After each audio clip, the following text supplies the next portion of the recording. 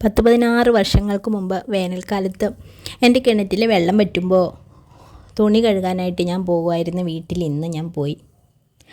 പഴയ ഓർമ്മ പുതുക്കാനായിട്ട് ഞാൻ ആ കുഴൽക്കിണറിൽ നിന്ന് വെള്ളം കോരി.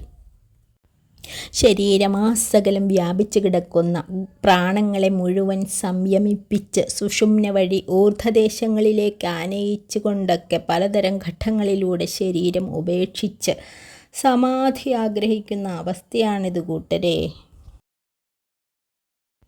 ഓഫീസ് ജോലിയും കഴിഞ്ഞ് തിരക്ക് പിടിച്ച ബസ് യാത്രയും കഴിഞ്ഞ് വീട്ടിലെത്തി ചായ പോലും കഴിക്കാതെ സന്ധ്യ കഴിഞ്ഞ് അടുത്തുള്ള വീട്ടിലെത്തി അവരുടെ കുഴൽക്കിണറിൽ നിന്നും ഇങ്ങനെ വെള്ളം വലിയ ചെരുവങ്ങളിലും ബക്കറ്റുകളിലും കോരി നിറച്ച് എല്ലാവരുടെയും ഡ്രസ്സ് കഴുകിയെടുക്കുക എന്നത് ഒരു ശ്രമകരമായ ജോലി തന്നെയായിരുന്നു.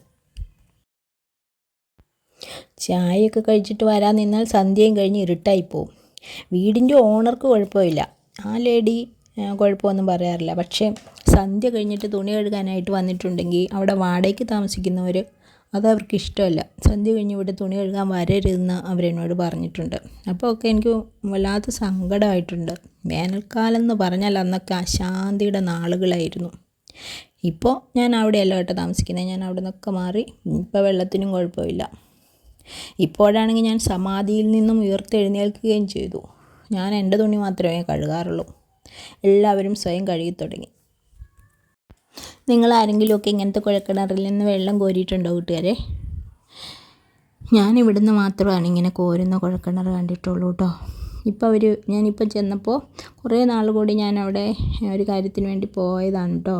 അപ്പോൾ അവർ വീണ്ടും അതിൻ്റെ അടുത്ത് വീണ്ടും ഒരു കുഴൽക്കിണർ കൊത്തിയിട്ടുണ്ട്. അതിൽ നിന്ന് അവർ മോട്ടർ വെച്ചിട്ടുണ്ട് ഇപ്പോൾ.